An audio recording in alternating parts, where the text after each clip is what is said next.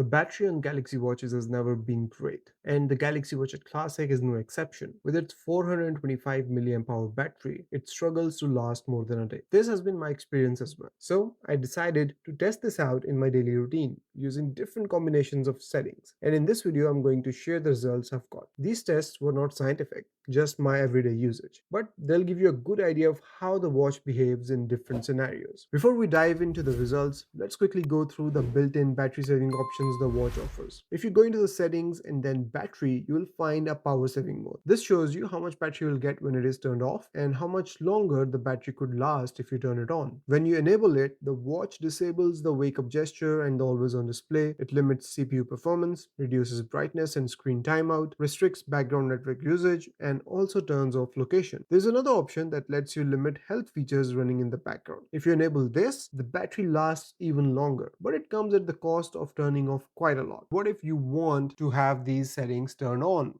Or maybe some of them turn on and the others turned off. The problem with power saving mode is that it doesn't give you much control. It's basically an all or nothing option. Everyone has different routines and needs, so a one size fits all doesn't really work. That's why I decided to run my own tests with different custom settings to see what works best in real world use. For these tests, I kept Wi-Fi and Bluetooth turned on because I want to have the best connection at all times. I also kept on auto detect activities and inactive time alerts because these are directly relevant to me and I want to have them on all the time. In the first test, I turned on everything. The always on display was on, the raised wrist to wake was on, the screen timeout was set to 1 minute, and all the health features were active. That includes heart rate, stress, sleep, blood oxygen, HRV, temperature, everything. I started the day at 100% and ended it with 63%. Next morning, the battery was down to 41%, which means I lost about 22% overnight, sleeping around 8 hours. The watch finally died the next day at around 7 p.m. So basically, with everything turned on, it doesn't make it through 2 full days. In the second test, I turned off always on display and I also turned off raise to wake, which is a feature I actually like because it lets me glance at the time without pressing any buttons. But this time I kept it off. The display timeout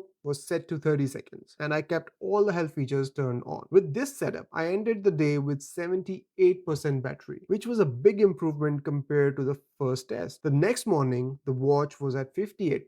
So again, it lost about 20% overnight with all the health tracking running. On the second day, I also got a software update, and after installing that, the watch dropped pretty quickly to 41%. But even then, it lasted me through the day. The battery finally died sometime during the night, and in the morning, the watch was off. So with this setup, the watch made it to almost 2 full days. Moving on to the third test, I turned off the always on display but kept raise to wake on, since that's a feature I personally like. The screen timeout was 30 seconds, and this time I customized the health settings. I set the heart rate to measure every 10 minutes, changed the stress measurement to manual only, and for sleep tracking, I kept blood oxygen monitoring on but turned off everything else, including HRV, temperature, and AGE index. With this setup, I ended the day at 70%. The next morning, I had 44% left, and the watch died later that day, sometime in the evening. What this showed me is that the raise to wake feature really does impact battery life. Even though I had turned off a number of health features, the drain was still significant,